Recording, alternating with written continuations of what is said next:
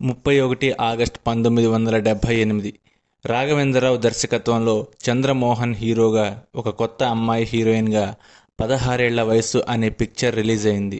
విడుదలైన అన్ని కేంద్రాల్లోనూ 100 రోజులు పూర్తి చేసుకుని 6.5 లక్షల లాభంతో దూసుకుపోయింది ఆ సినిమా. ఆ సినిమాకు ఆంధ్రదేశం ప్రజలు బ్రహ్మరథం పట్టారు.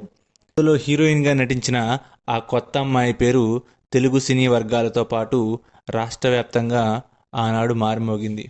ఆవిడే అందాల తార శ్రీదేవి. స్క్రీన్పై ఆవిడ కనిపించిందంటే ప్రేక్షకులు మంత్రముగ్ధులయ్యేవాళ్ళు. ప్రజల మనసుల్లో చెరిగిపోని అందం ఆమె సొంతం. ఆమె నటనకు, అందానికి ఆంధ్రదేశం దాసోహం అయ్యింది. ఆమె కాల్షీట్ల కోసం హీరోలు, డైరెక్టర్లు ఎగబడేవారు. ఆమె సినిమా రిలీజ్ అయిందంటే ప్రేక్షకులు క్యూల్లో ఎదురుచూపులు చూసేవాళ్ళు. అందానికే అసూయ పుట్టించే అందం శ్రీదేవి సొంతం.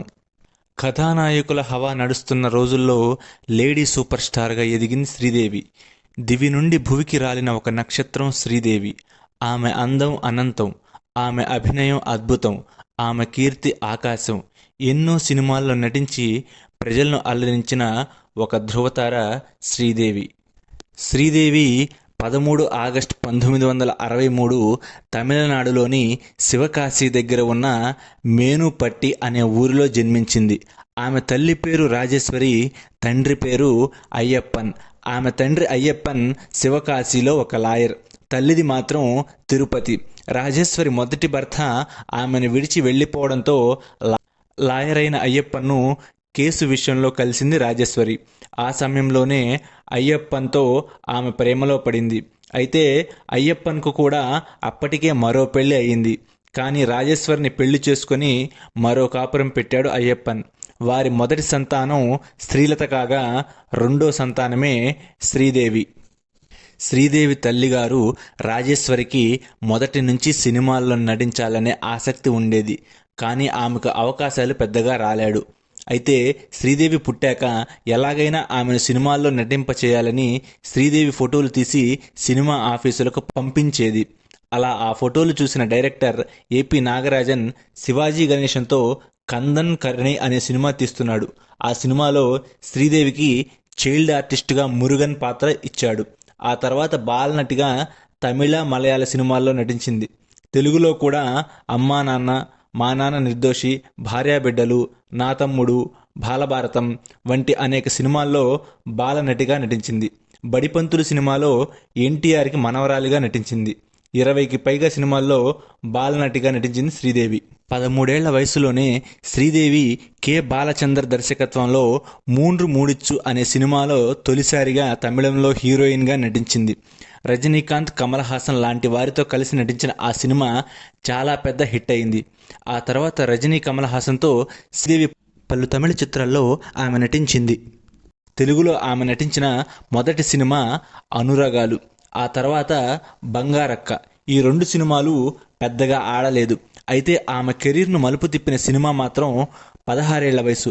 తమిళంలో అప్పటికే 16 వయదేన్లే అనే సినిమా నిర్మితమైంది.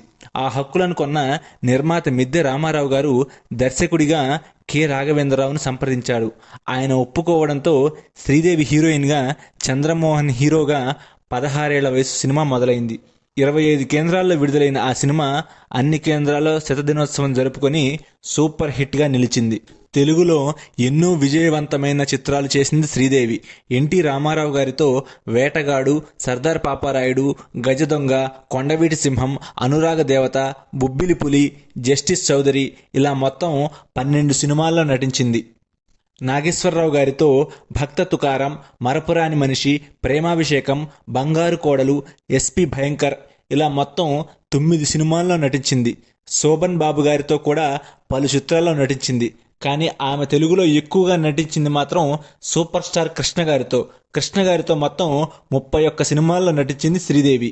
ఆ తర్వాతి తరం హీరోలైన చిరంజీవి, నాగార్జున, వెంకటేష్ గారితో ఎక్కువ చిత్రాలు నటించింది శ్రీదేవి. ఆఖరి పోరాటం, జగదేక వీరుడు, అతిలోక సుందరి, క్షణక్షణం, గోవిందా గోవిందా లాంటి పలు చిత్రాలు నటించింది. క్షణక్షణం చిత్రానికి గాను ఫిలింఫేర్ అవార్డును, అలాగే నంది అవార్డును గెలుచుకున్నారు శ్రీదేవి గారు.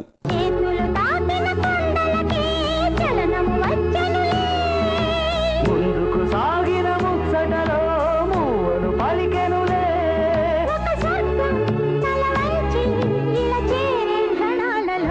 తెలుగు, తమిళం, మలయాళం, కన్నడ భాషల్లో పలు విజయవంతమైన చిత్రాల్లో నటించింది శ్రీదేవి.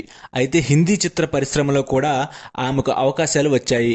హిందీలో క్లిక్ అయితే బాలీవుడ్లో మంచి భవిష్యత్తు ఉంటుందని భావించిన శ్రీదేవి మరియు ఆమె తల్లి రాజేశ్వరి బాలీవుడ్లో అడుగులు వేయటం ప్రారంభించారు. అయితే హిందీలో ఆమెకు మొదటి అవకాశం ఇచ్చింది భారతీ రాజా గారు. అది 16 వయదనిలే చిత్రానికి రీమేక్ కావడంతో శ్రీదేవికి పెద్దగా ఇబ్బంది పడలేదు. ఆ సినిమా పేరు సాల్వ సావన్, కానీ ఇది పెద్దగా విజయం సాధించలేడు. ఆ తర్వాత జితేంద్రతో కలిసి నటించిన హిమ్మత్ వాలా చాలా పెద్ద హిట్ అయింది. శ్రీదేవి 1987లో అనిల్ కపూర్తో మిస్టర్ ఇండియా సినిమాలో నటించింది. ఆ సినిమా ప్రొడ్యూసర్ అనిల్ కపూర్ అన్నయ్య బోనీ కపూర్. అప్పటికే శ్రీదేవిని ప్రేమిస్తున్న బోనీ కపూర్ ఆ సినిమా సమయంలో శ్రీదేవికి దగ్గరవ్వాలని ప్రయత్నించాడు. మిస్టర్ ఇండియా హిట్ కావడంతో శ్రీదేవి పేరు బాలీవుడ్లో మార్మోగింది. శ్రీదేవికి బాలీవుడ్లో వరుస అవకాశాలు వచ్చాయి. బోనీ కపూర్ ఆమె వ్యక్తిగత మేనేజర్గా స్థిరపడిపోయాడు. అయితే బోనీ కపూర్ శ్రీదేవితో తన ప్రేమ విషయాన్ని చెప్పాడు, కానీ శ్రీదేవి అందుకు అంగీకరించలేదు. అదే సమయంలో 1991లో శ్రీదేవి తండ్రి అయ్యప్పన్ మరణించాడు. ఆమె తల్లి రాజేశ్వరికి తలలో ఏదో సమస్య కారణంగా ఆసుపత్రిలో చేరింది. డాక్టర్లు తప్పుడు ఆపరేషన్ చేయడంతో ఆమె కూడా మరణించింది. అదే సమయంలో శ్రీదేవి వేరే దారి లేక 1996లో అప్పటికే పెళ్ళైన బోనీ కపూర్ను శ్రీదేవి వివాహం చేసుకుంది. ఆ పెళ్లి చేసుకోవద్దని ఆమెకు చిత్ర పరిశ్రమలో ఎంతోమంది హెచ్చరించారు, కానీ ఆమె వారి మాట పెడచెవిన పెట్టింది. శ్రీదేవి పెళ్లి తర్వాత సినిమాలకు పూర్తిగా దూరమై కుటుంబానికి మాత్రమే అంకితం అయ్యింది.